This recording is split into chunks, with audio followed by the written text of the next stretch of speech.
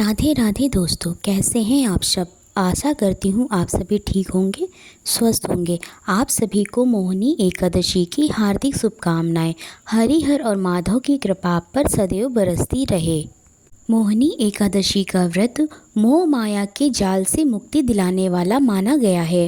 इस दिन भगवान विष्णु के मोहिनी अवतार की पूजा की जाती है, जिन्होंने समुद्र मंथन के बाद अमृत वितरण के लिए यह रूप धारण किया था। मोहिनी एकादशी व्रत कथा को सुनने मात्र से मनुष्य के द्वारा जाने अनजाने किए गए सभी पापों का नाश होता है। मोहिनी एकादशी व्रत कथा। धर्मराज युधिष्ठिर कहने लगे कि हे कृष्ण, वैशाख मास की शुक्ल पक्ष की एकादशी का क्या नाम है तथा उसकी कथा क्या है, इस व्रत की क्या विधि है, यह सब विस्तार पूर्वक बताइए। श्री कृष्ण कहने लगे कि हे धर्मराज, मैं आपसे एक कथा कहता हूँ जिसे महर्षि वशिष्ठ ने श्री रामचंद्र जी से कही थी। एक समय श्री राम जी बोले कि हे गुरुदेव, कोई ऐसा व्रत बताइए जिससे समस्त पाप और दुख का नाश हो जाए।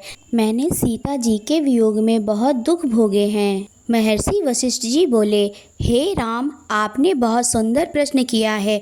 आपकी बुद्धि अत्यंत शुद्ध तथा पवित्र है। यद्यपि आपका नाम स्मरण करने से मनुष्य पवित्र और शुद्ध हो जाता है, तो भी लोक हित में यह प्रश्न अच्छा है।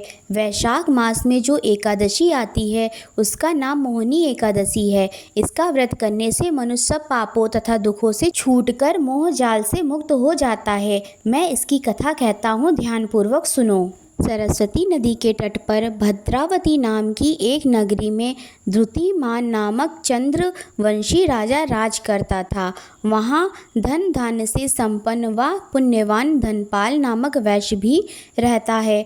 वह अत्यंत धर्मालु और विष्णु भक्त था। उसने नगर में अनेक भोजनालय, प्याऊ, कुएं, सरोवर, धर्मशाला आदि बनवाए थे।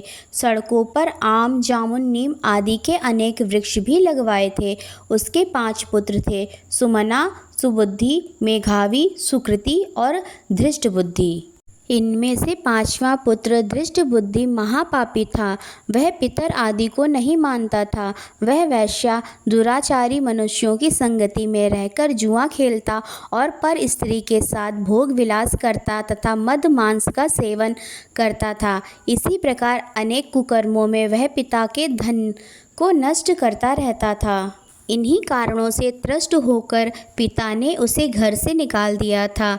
घर से बाहर निकलने के बाद वह अपने गहने कपड़े बेचकर अपना निर्वाह करने लगा। जब सब कुछ नष्ट हो गया तो वैश्या और दुराचारी साथियों ने उसका साथ छोड़ दिया।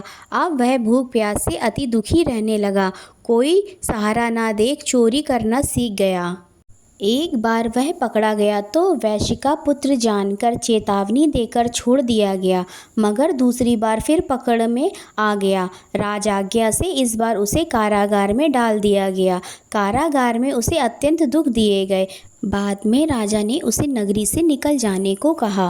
वह नगरी से निकल वन में चला गया। वहाँ वन पशुओं पक्षियों को मारकर खाने लगा। कुछ समय पश्चात वह बहेलिया बन गया और धनुष बाण लेकर पशु पक्षियों को मार मार कर खाने लगा। एक दिन भूख प्यास से व्यथित होकर वह खाने की तलाश में घूमता हुआ कौंडिन्य ऋषि के आश्रम में पहुंच गया। उस समय वैशाख मास था और ऋषि गंगा स्नान कर आ रहे थे। उनके भीगे वस्त्रों के छींटे उस पर पड़ने से उसे कुछ सुबुद्धि प्राप्त हुई। वह कौंडिन्य मुनि से हाथ जोड़कर कहने लगा कि हे मुने, मैंने जीवन में बहुत पाप किए हैं। आप इन पापों से छूटने का कोई साधारण बिन धन का उपाय बताइए। उसके दीन वचन सुनकर मुनि ने प्रसन्न होकर कहा कि तुम वैशाख शुक्ल पक्ष की मोहिनी नामक एकादशी का व्रत करो, इससे समस्त पाप नष्ट हो जाएंगे। मुनि के वचन सुनकर वह अत्यंत प्रसन्न हुआ और उनके द्वारा बताई गई विधि के अनुसार व्रत किया। हे राम, इस व्रत के प्रभाव से उसके सब पाप नष्ट हो गए और अंत में वह गरुड़ पर बैठकर विष्णु लोक को गया। इस व्रत से मोह आदि सब नष्ट हो जाते हैं। संसार में इस व्रत से श्रेष्ठ कोई व्रत नहीं है। इसके महात्म को पढ़ने से अथवा सुनने से 1000 गोदान का फल प्राप्त होता है। ओम नमो नारायणा। ओम नमो भगवते वासुदेवाय। आशा करती हूँ आप सभी को यह वीडियो अवश्य ही पसंद आई होगी।